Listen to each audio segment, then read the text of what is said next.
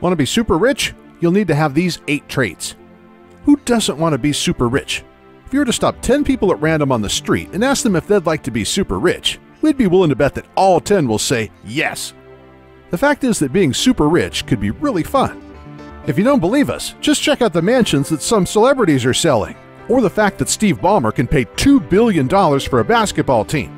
For further proof, there's the yacht owned by David Geffen with its 5 floors, 82 rooms, and a basketball court. Of course, most of these people did not become super rich overnight. They worked long, hard hours, and they had these 7 traits. 1. An entrepreneurial spirit. There's an old saying that you can't get rich on someone else's paycheck, and this is basically true. Most of the super wealthy got that way by going into business for themselves.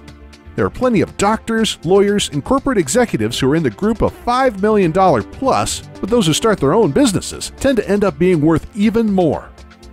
2. Always on the clock. People who have built successful businesses tend to view the 40-hour work week as a sort of part-time schedule. They typically work 60 to 80-hour work weeks, and working vacations are usually the norm. 3. Very high energy. If you don't have a high energy level, it's unlikely that you will ever become super rich. Most very wealthy individuals have a ton of energy, they don't require much sleep, and generally have upbeat attitudes.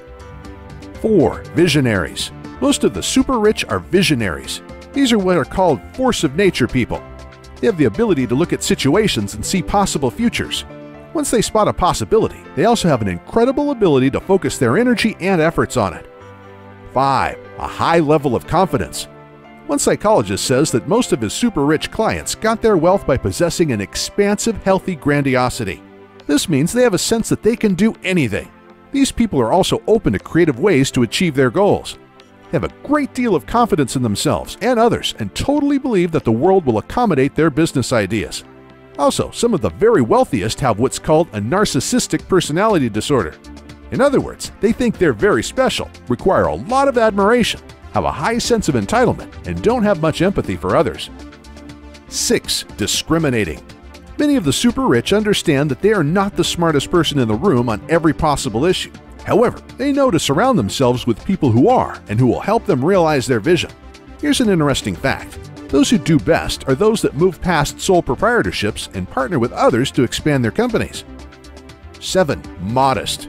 Despite what you might see in movies or on television, most multimillionaires actually live very modestly.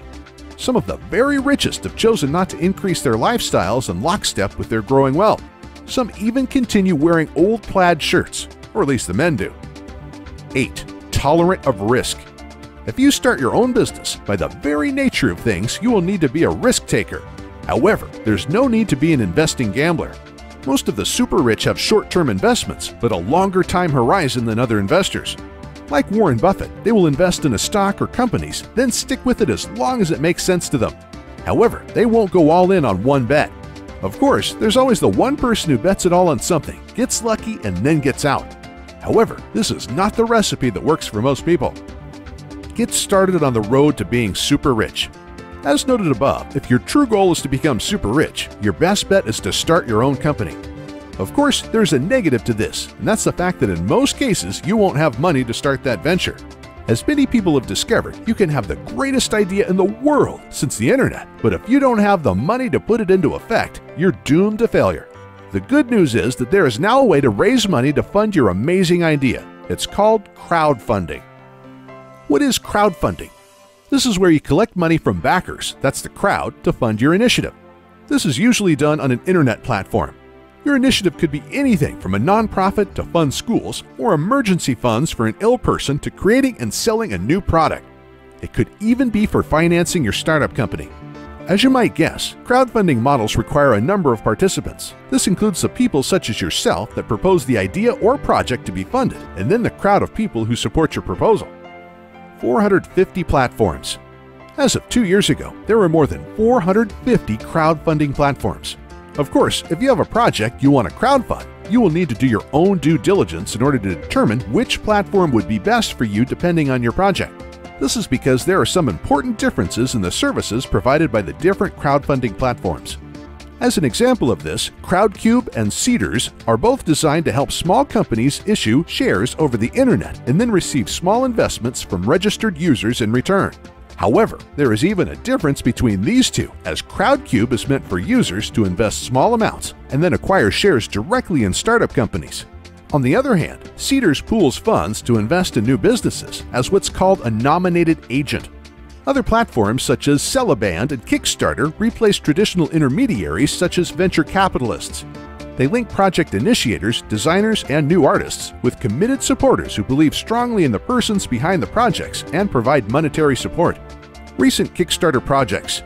As an example of projects that were successfully launched on Kickstarter, there was the Pebble e-paper watch for Android and the iPhone. The total amount pledged by supporters of this project was $10,845,000.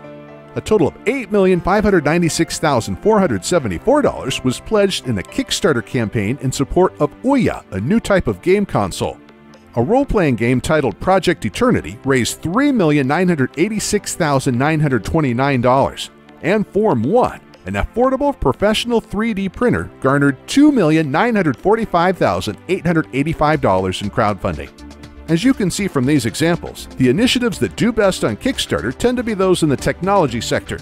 But don't despair if your idea does not fit in this category.